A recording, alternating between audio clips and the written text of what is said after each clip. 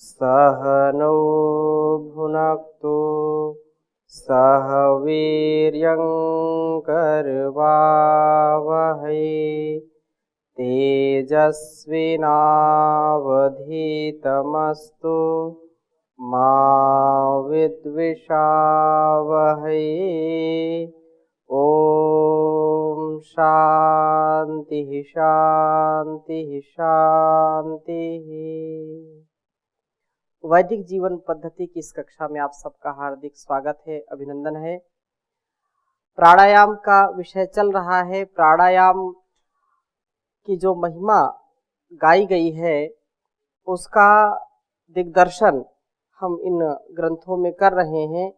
वास्तव में हमारा जीवन जो बहुत ही उत्कर्ष को प्राप्त करने वाला है उसमें प्राणायाम का अत्यंत महत्व बताया गया है।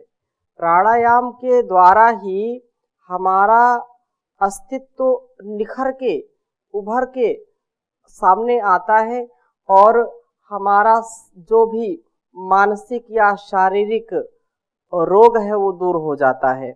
और ये सबसे बड़ा तप कहा जाता है प्राणायाम को। तपो न परम प्राणायामात्, कहा कि प्राणायाम से बढ़कर के कोई बड़ा तप नहीं होता है। तो प्राणायाम का तप और ओंकार का जप दोनों ही हमारे लिए अत्यंत लाभकारी होते हैं। ऋषियों ने इसकी बड़ी महिमा गाई है और यहाँ पर हम उसको समझ रहे हैं। मैं आगे बढ़ूं, आप में से किसी का कोई पीछे की कक्षा में कोई प्रश्न हो तो पूछ सकते हैं। जी जी स्वामी जी प्रणाम। जी प्रणाम। आप एक बताया था श्लोक में, जथा सिंह गजो व्याघ्र, ऐसे जो जानवर है वो इतने खतरनाक है जो प्राण भी ले सकते हैं। जी इसी हिसाब से आप बताया था प्राणायाम में भी इतना खतरनाक हो सकते हैं। हाँ।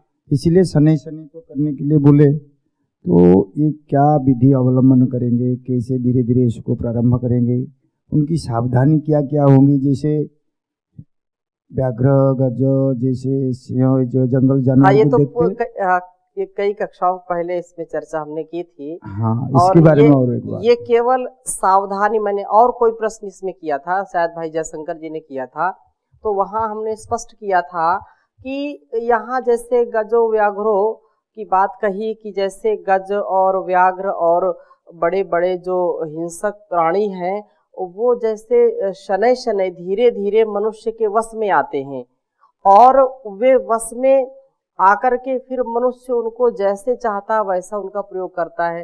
हिंसक पशुओं को भी, जैसे शेर और चीते जैसे पशुओं को भी वो उनको पालतू बना लेता है, उनको जो है नचाता है।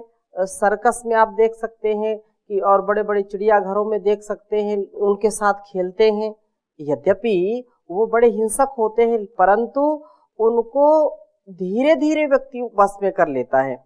इतना बड़ा हाथी जो सबसे विशाल काय पशु कहलाता है और वो भी मनुष्य के वश में होता है। वो भी नृत्य करता है, नाचता है और जैसा जैसा मनुष्य उससे कराना चाहता है वैसा वैसा वो करता है। वो उससे भार भी ढुलवाते हैं और भी तमाम प्रकार के कार्य कराते हैं। तो यहाँ पर जो प्राणायाम के विषय में चर्चा की है कि वैसे ही जैसे बड़े खतरनाक प्राणी भी मनुष्य को धीरे धीरे वश में ही उनको कर पाते हैं, उसी प्रकार से प्राण विद्या को भी हमको धीरे धीरे करना चाहिए।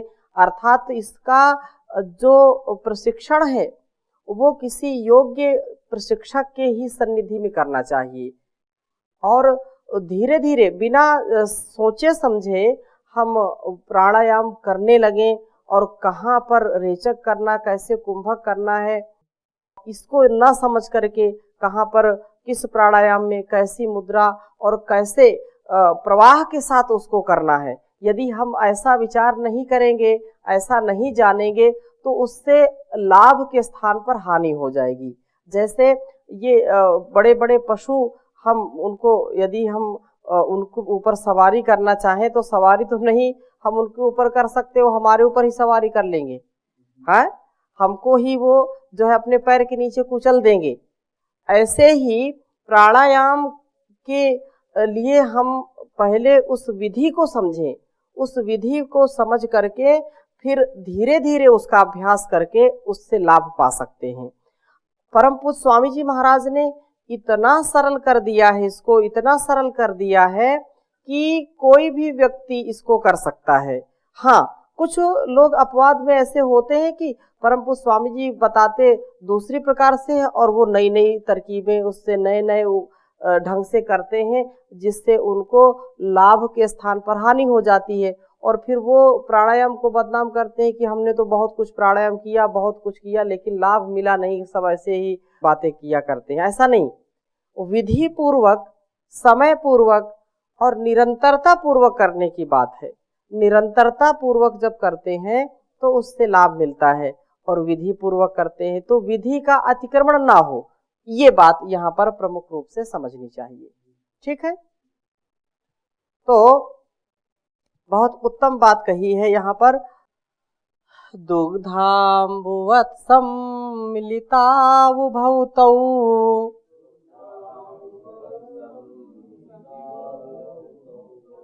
तुल्य क्रियौ मानसारुतौ हि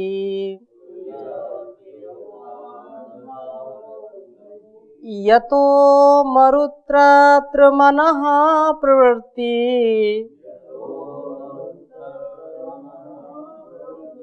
यतो मनस्तं मरुत प्रवृत्तिः दुग्धाम्बुवत् सम्मिलितावुभौ तौ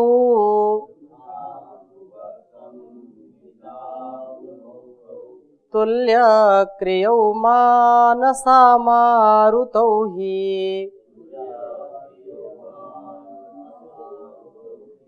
यतो मरुत्रत्र मनः प्रवृत्ति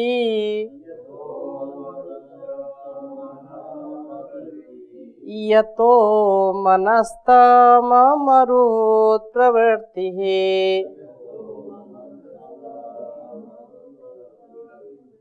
तो ये बात यहाँ पर कही जा रही है कि जैसे मन और प्राण दुग्धाम्बुवत् सम्मिलितौ उभौ तौ, मन और प्राण दूध और पानी की तरह मिले हुए होते हैं। जैसे दूध और पानी को अलग नहीं किया जा सकता है, वैसे ही मन और प्राण को अलग नहीं किया जा सकता है। अर्थात दोनों का इतना गहरा संबंध है जैसे दूध और पानी का संबंध है। दोनों की क्रियाएं तुल्य क्रियाऊ मानस मारुतौ ही, मानस मारुतौ जो मरुत है, दोनों की क्रियाएं भी समान हैं, चाहे वह प्राण हो या मन हो। जहां प्राण वायु की यतो मरुत तत्र मनः प्रवृत्ति, जहां प्राण वायु की प्रवृत्ति होती है वहीं मन की भी प्रवृत्ति होती है। और जहां मन की प्रवृत्ति होती है यतो मनस्तम मरुत प्रवृत्ति, जहां पर मन की प्रवृत्ति होती है वहीं पर प्राण वायु की भी प्रवृत्ति होती है। निसंदेह दोनों का कार्य यदि हम नियंत्रित करना चाहते हैं, दोनों को वश में करना चाहते हैं, तो प्राणायाम ही ऐसा उपाय है जिसके कारण प्राण को और मन को दोनों को हम संभाल सकते हैं। जितना मन चंचल होता है उतना प्राण भी चंचल होता है। इसलिए प्राणायाम की विद्या से, प्राणायाम योग की विद्या से हम प्राण को और मन को नियंत्रित करने का कार्य करते हैं। साधक को जो है ये कहा कि न गृह्णाति न त्यजति वायुम अंतर्बहिर्स्थितम जेयम तच्छून्यकम नाम प्राणायाम यथास्थितम। कह रहे हैं कि जब साधक अंदर या बाहर स्थित वायु को न ग्रहण करता और न बाहर छोड़ता है, तो ऐसे यथा स्थिति प्राणायाम को शून्य कहा गया है, अर्थात प्राणायाम की वहां शून्यता दिखाई गई है। और निश्चित रूप से यह भी कहा कि न तस्य दुर्लभम किंचित त्रिषु लोकेषु विद्यते शक्तः केवल कुंभेन यथेष्टम वायु धारणात्। ये कहा कि न तस्य दुर्लभम किंचित, इस संसार में उसके लिए कुछ भी दुर्लभ नहीं है। न तस्य दुर्लभम किंचित, उस साधक के लिए, उस योगी के लिए संसार में कुछ भी दुर्लभ नहीं है, अर्थात कुछ भी अप्राप्य नहीं है। त्रिषु लोकेषु विद्यते, इस संसार में तीनों लोकों में उसके लिए ऐसा कोई पदार्थ नहीं है जो उसको प्राप्त न हो। शक्तः केवल कुंभेन यथेष्टम वायु धारणात्, उस योगी के लिए तीनों लोकों में कुछ भी दुर्लभ नहीं है जो यथेष्ट वायु धारण द्वारा केवल कुंभक की प्राप्ति में समर्थ हो गया है। अर्थात रेचक और कुंभक दो जो विधियां हैं, उनको, उनमें से कुंभक के विषय में ये बात कह रहे हैं कि जो है इस संसार में या तीनों लोकों में उसके लिए कुछ भी अप्राप्य नहीं है। There is nothing unattainable in the three worlds who has the power by the practice of kevala. Kumbhaka, कुंभक से व्यक्ति इतना अपने आप को सबल बना लेता है, इतना अच्छा बना लेता है, इतना अपने आप को साध लेता है कि उसके लिए संसार में सब कुछ प्राप्त हो सकता है। और ये भी कहा कि प्राणायाम से ही सब कुछ हम जीत सकते हैं। प्राणायाम ऐसा अमोघ अस्त्र है जिसके साधन से हम संसार में सारी चीजों को जीत सकते हैं। कहा योग शिखोपनिषद में, नाना विधि विचारस्तु न बाध्यम जायते मनः तस्य जयोपायः प्राण एव ही नान्यथा। अनेक प्रकार के विचारों से मन को नहीं बांधा जा सकता। बहुत उत्तम श्लोक है, इसको आप लिख लीजिए। उपनिषद में ये बात आई कि नाना विधि विचारस्तु, अनेक प्रकार के विचार से।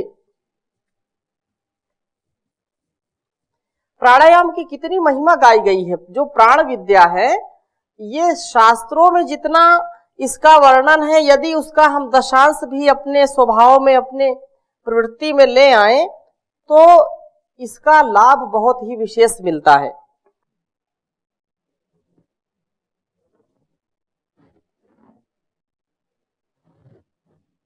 नाना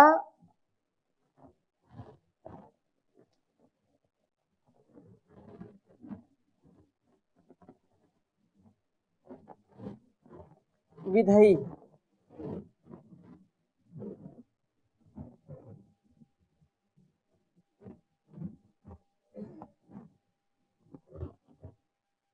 नाना विधि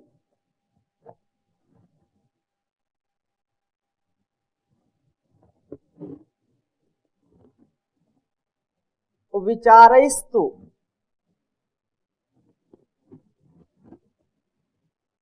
नाना विधिर विचारस्तु न बाध्यम जायते मनः।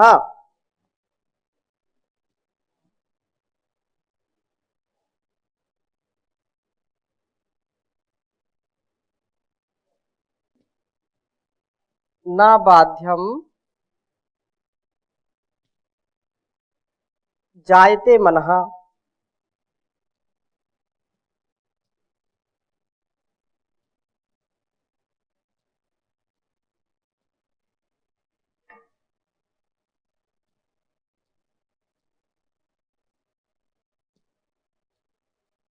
तस्मात् तस्य जयोपायः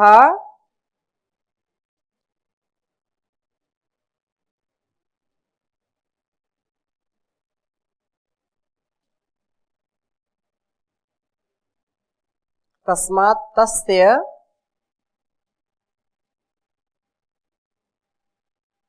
जयोपायः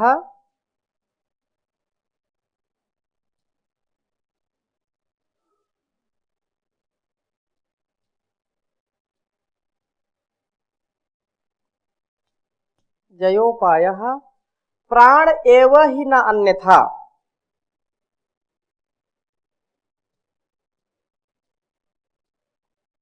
प्राण एवं ही नान्यथा।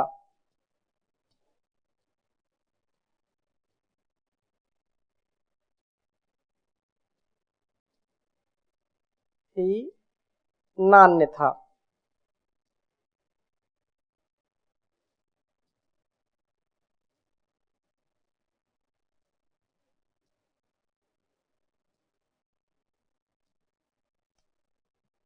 उच्चारण करेंगे। नाना विधैर्विचारस्तु न बाध्यं जायते मनः तस्मात् तस्य जयोपायः प्राण एव हि नान्यथा। नाना विधैर्विचारैस्तु न बाध्यं जायते मनः तस्मात् तस्य जयोपायः प्राण एवं ही नान्यथा। तो बहुत अच्छी बात कही कि विशेष रूप से अनेक प्रकार के विचारों से मन को बांधा नहीं जा सकता है। विचार का कोई अंत नहीं है। एक बार विचार आया, दो बार विचार आया और विचार के ऊपर विचार आते रहते हैं। हम विचारों से ही केवल मन को नियंत्रित नहीं कर सकते। नाना विधैहि विचारैस्तु न बाध्यं जायते मनः। इसको मन को बांधा नहीं जा सकता है। मन तो वायु से भी ज्यादा तेज है, चंचल है। ये एक क्षण में इधर, एक क्षण में पता नहीं कहां से कहां पहुंच जाता है। तो मन की चंचलता को केवल उसको विचार से बांधे, ऐसा उपाय कारगर नहीं है। इसलिए कहा तस्मात् तस्य जयोपायः। इसलिए मन को जीतने का एक ही उपाय है। यदि मन को हम नियंत्रित करना चाहते हैं, मन पर विजय प्राप्त करना चाहते हैं, तो कहा कि प्राण एवं ही नान्यथा। प्राणायाम ऐसा उपाय है, प्राणायाम के द्वारा ही हम मन को नियंत्रित कर सकते हैं। नहीं तो मन है कि मानता नहीं, क्या अच्छा क्या बुरा पहचानता नहीं। मन के घोड़े में जो सवार हो जाता है, अच्छा खासा आदमी भी बीमार हो जाता है। हाँ, तो मन का नियंत्रण कैसे होगा, इसका एक ही उपाय है और वो है प्राणायाम, वो है योग विद्या, वो है प्राण विद्या। इसी के द्वारा मन को नियंत्रित किया जा सकता है, ना अन्यथा। और कोई दूसरा उपाय नहीं है। नान्यथा विद्यते अनाय। ऐसा यदि हम करेंगे, प्राणायाम करेंगे, योग करेंगे, तो हमारा मन नियंत्रित हो जाएगा। आज का सबसे ज्यादा, चाहे युवा हो, चाहे वृद्ध हो, चाहे बालक हो, छोटे छोटे बच्चों को भी बड़ी परेशानी होती है। क्यों? पढ़ाई में मन नहीं लगता, अच्छे कामों में मन नहीं लगता, मन इधर उधर भागता रहता है। मन को नियंत्रित करने का आज विद्यालयों में भी योग विद्या को सिखाने का और योग शिक्षा को देने का एक क्रम चल पड़ा है, जहां विद्यार्थी को कक्षाओं से पहले थोड़ी देर ध्यान कराते हैं। डूमेट आश्रम है देहरादून में, तो वहां अपना आश्रम जो बहुत ही लंबे समय से जिन्होंने ध्यान में बहुत बड़ी सफलता प्राप्त की, ऐसे वहां श्रेष्ठ स्वामी जी महाराज रहते हैं। वहां भी विद्यार्थियों को, छोटे छोटे बच्चों को प्रत्येक कक्षा के बाद थोड़ा सा ध्यान कराते हैं, श्वास प्रश्वास गहरे गहरे श्वासों का अभ्यास कराते हैं। उससे विशेष उनको रिजल्ट मिला, परिणाम विशेष मिला कि वो बच्चे बहुत अनुशासित और बहुत ही उनके अंदर सीखने की क्षमता उत्पन्न हुई। उन्होंने बहुत प्रयोग किए कि छोटे छोटे बच्चों को संभालना बड़ा मुश्किल काम होता है और वो थक जाते हैं, लेकिन यदि इस प्रयोग को हम करें कि प्रत्येक घंटे हम थोड़ा सा बैठ करके श्वासों का नियमन करें, प्राणायाम करें, यदि गहरे गहरे श्वासों का अभ्यास करें तो इसको देखें कि कितना लाभ मिलता है। हमारी इंद्रियां हमारे वश में आने लगती हैं, हमारे जो है चंचल इंद्रियां जो हमारी हैं वो जो बाह्य विषयों को पकड़ती हैं, कैच करती हैं, उससे हम बचने लगेंगे। उनका प्रभाव हमारे ऊपर नगण्य होगा, ना के बराबर होगा। इसलिए प्राणायाम बहुत आवश्यक है।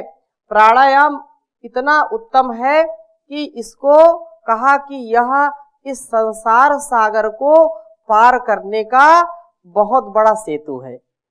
तो गोरक्ष संहिता में एक श्लोक आता है, कहते हैं प्राणायामो भवेत्येवं पात केंद्र न पावकः भवोद अधि महासेतु प्रोच्यते योग भी सदा। प्राणायामो भवेत्येवं पात केंद्र न पावकः भवोद अधि महासेतु प्रोच्यते योग भी सदा। कहा कि प्राणायाम पाप रूपी ईंधन के लिए अग्नि के समान है। जैसे पाप ईंधन के रूप में है और उस ईंधन में यदि थोड़ी सी आग लगा दी जाए तो ईंधन जल करके राख हो जाता है, वैसे ही प्राणायाम जो है पाप को नष्ट करता है, पाप को जला करके भस्म कर देता है। पाप से बचने का, पाप को भस्मीभूत करने का उपाय क्या है? प्राणायाम। प्राणायाम के तप से, प्राणायाम रूपी अग्नि से उस पाप रूपी ईंधन को हम जला करके भस्म कर सकते हैं। और कहा कि भवोद अधि महासेतु प्रोच्यते योग भी सदा। योगियों के द्वारा यह संसार सागर का महासेतु कहा गया है। अपार संसार समुद्र से पार उतरने का एक यही उपाय है कि हम प्राणायाम करें और इस भव सागर से तरें। यदि प्राणायाम का हम तप नहीं करेंगे, ओंकार का जप नहीं करेंगे तो भव सागर से पार नहीं हो सकते हैं। इसी में हम डूबते रहेंगे, इधर उधर जो है अपने आप को बचाने का प्रयास करते रहेंगे, लेकिन बचने का कोई उपाय नहीं मिलेगा। हम जीवन में अगर बचना चाहते हैं, रोगों से बचना चाहते हैं, भोगों से बचना चाहते हैं, अपनी जो है उन्नति चाहते हैं, अवनति से ऊपर उठना चाहते हैं, अपना उत्कर्ष चाहते हैं, अपकर्ष से बचना चाहते हैं, तो योग प्राणायाम की शरण में आना ही चाहिए, आना ही पड़ेगा और कोई इसका उपाय नहीं है। इस प्राणायाम विद्या की, प्राण विद्या की चर्चा और हम अगली कक्षाओं में करेंगे। अभी यहीं विराम देते हैं। ओम शांति शांति शांति।